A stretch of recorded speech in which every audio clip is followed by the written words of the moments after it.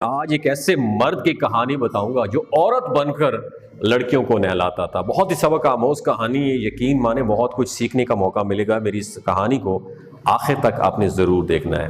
یہ جو مرد ہے جس کی میں بات کر رہا ہوں یہ عورت نما آدمی تھا. باریک آواز تھی, بغیر داڑھی اور نازک اندام مرد تھا. اپنی ظاہری شکل و صورت سے فائدہ اٹھاتے ہوئے زنانہ حمام میں عورتوں کا مساج کرتا اور میل اتارتا تھا عورتوں کی. کوئی بھی اس کی حقیقت کو نہیں جانتا تھا, سبھی اسے عورت سمجھتے تھے. یہ طریقہ اس کے لیے ذریعہ معاش بھی تھا اور عورتوں کے جسم سے لذت بھی لیتا تھا.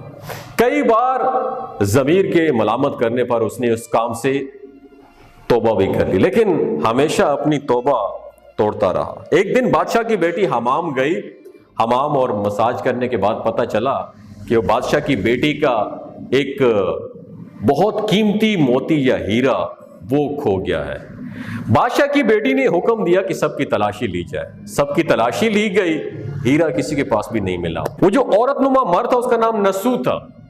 نسو رسوائی کے ڈر سے ایک جگہ چھپ گیا. جب اس نے دیکھا کہ شہزادی کی کنیزیں اسے ڈھونڈ رہی ہیں تو سچے دل سے اپنے اللہ کو پکارا اور اللہ کی بارگاہ میں دل سے توبہ کی اور وعدہ کیا کہ اے اللہ آئندہ کبھی بھی یہ کام نہیں کروں گا. میری راج رکھ لے میرے مولا, میں آپ سے توبہ کرتا ہوں. وہ دعا مانگ ہی رہا تھا کہ اچانک سے باہر سے آواز آئی کہ نسو کو چھوڑ دو, وہ ہیرا مل گیا ہے. نسو جو ہے نا شہزادی اور اس کی کنیزوں سے رخصت لے کے جان بچاتا ہوا گھر آ گیا.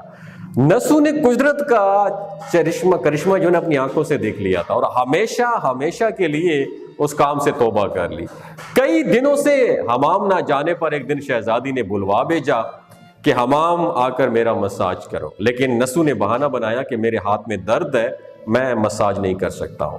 نسو نے دیکھا کہ اس شہر میں رہنا اس کے لیے مناسب نہیں ہے. سبھی عورتیں اس کو چاہتی ہیں اور اس کے ہاتھ سے اپنا مساج لینا پسند کرتی ہیں. جتنی بھی غلط طریقے سے اس نے مال کمایا تھا اس نے سب غریبوں میں بانٹ دیا اور شہر سے نکل کر کئی میل دور ایک پہاڑی پر ڈیرا ڈال کر اللہ کی عبادت میں مشغول ہو گیا.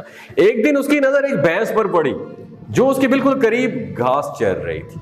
اس نے سوچا کہ یہ کسی چرواہے سے بھاگ کر یہاں آ گئی ہے, جب تک اس کا مالک نہ آ جائے تب تک میں اس کی دیکھ بھال کر لیتا ہوں. لہٰذا نسو اس بھینس کی دیکھ بھال کرنے لگا. کچھ دنوں کے بعد ایک تجارتی قافلہ راستہ بھول کر ادھر آ گیا جو سارے پیاس کی شدت سے نڈال تھے. انہوں نے نسو سے پانی مانگا. نسو نے سب کو بھینس کا دودھ پلایا اور سب کو سیراب کر دیا. قافلے والوں نے نسو سے شہر جانے کا راستہ پوچھا.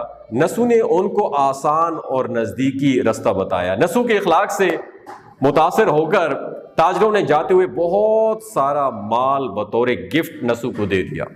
نسو نے ان پیسوں سے وہاں پر کنواں کھدوا دیا. آہستہ آہستہ لوگ وہاں بسنے لگے اور عمارتیں بننے لگیں. وہاں کے لوگ نسو کو بڑی عزت اور احترام کی نگاہ سے دیکھتے تھے. رفتہ رفتہ نسو کی نیکی کے چرچے بادشاہ تک پہنچ گئے. بادشاہ کے دل میں نسو سے ملنے کا اشتیاق پیدا ہوا. اس نے نسو کو پیغام بھجوایا کہ بادشاہ سلامت آپ سے ملنا چاہتے ہیں, مہربانی کر کے آپ دربار تشریف لے آئیں. جب نسو کو بادشاہ کا پیغام ملا تو نسو نے ملنے سے انکار کر دیا اور معذرت چاہی کہ مجھے بہت سارے کام ہیں, لہٰذا میں بادشاہ سلامت سے نہیں مل سکتا ہوں. بادشاہ کو بڑا تعجب ہوا, مگر اس بے نیازی کو دیکھ کر ملنے کی طلب اور بھی بڑھ گئی. بادشاہ نے کہا اگر نسو میرے پاس نہیں آ سکتا تو کوئی بات نہیں ہے, قافلہ تیار کرو, میں نسو سے خود ملنے جاتا ہوں. جب بادشاہ نسو کے علاقے میں داخل ہوا تو خدا کی طرف سے مالک الملک جو ہے نا اس کو حکم ہوا کہ بادشاہ کی روح قبض کر لے. چونکہ بادشاہ بطور عقیدت مند نسو کو ملنے آ رہا تھا اور رعایا بھی نسو کی خوبیوں کی گرویدہ تھی, اس لیے نسو کو بادشاہ کے تخت پر بٹھا دیا گیا. نسو نے اپنے ملک میں عدل و انصاف کا نظام قائم کیا. وہی شہزادی جسے عورت کا بیس بدل کر ہاتھ لگاتے ہوئے بھی ڈر لگتا تھا, اس شہزادی نے نسو سے شادی کر لی. ایک دن نسو دربار میں بیٹھا لوگوں کی داد رسی کر رہا تھا کہ ایک شخص وارد ہوا اور کہنے لگا کہ بادشاہ سلامت کچھ سال پہلے میری بھینس گم ہو گئی تھی. بہت ڈھونڈا مگر مجھے بھینس نہیں ملی. برائے مہربانی مجھے ہیلپ آؤٹ کیجئے تاکہ میری بھینس مجھے مل جائے. نسو نے کہا تمہاری بھینس سرکار میرے پاس ہے اور آج جو کچھ میرے پاس ہے وہ تمہاری اس بھینس کی وجہ سے. نسو نے حکم دیا کہ اس کے سارے مال اور دولت کا آدھا حصہ بھینس کے مالک کو دے دیا جائے۔ وہ شخص خدا کے حکم سے کہنے لگا، اے نسو، جان لو نہ میں انسان ہوں اور نہ ہی وہ جانور بھینس ہے، بلکہ ہم دونوں فرشتے ہیں، تمہارے امتحان کے لیے آئے تھے۔ یہ سارا مال اور دولت تمہارے سچے دل سے توبہ کرنے کا رزلٹ ہے، نتیجہ ہے، یہ سب کچھ تمہیں مبارک۔ اور وہ کہتے ہوئے دونوں فرشتے وہاں سے غائب ہو گئے۔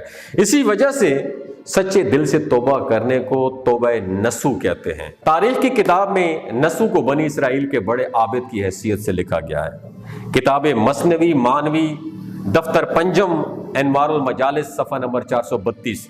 نسو رزق کمانے کے لیے اللہ کا ناپسندیدہ کام کیا کرتا تھا۔ جب وہ کام اللہ کے خوف سے چھوڑا جب اس نے، تو اللہ نے رزق کے اسباب پیدا کر دیے اور بادشاہت تک عطا کر دی۔ حرام طریقے سے لذت حاصل کرنا چھوڑا تو اللہ نے نکاح میں شہزادی دے دی۔ اللہ تعالیٰ سب کو توبہ کرنے اور تا دم مرگ اس توبہ پر قائم رہنے کی توفیق عطا فرمائے۔ آمین ثم آمین۔ اپنا اور اپنے ساتھ رشتوں کا خیال رکھیے۔ اللہ حافظ۔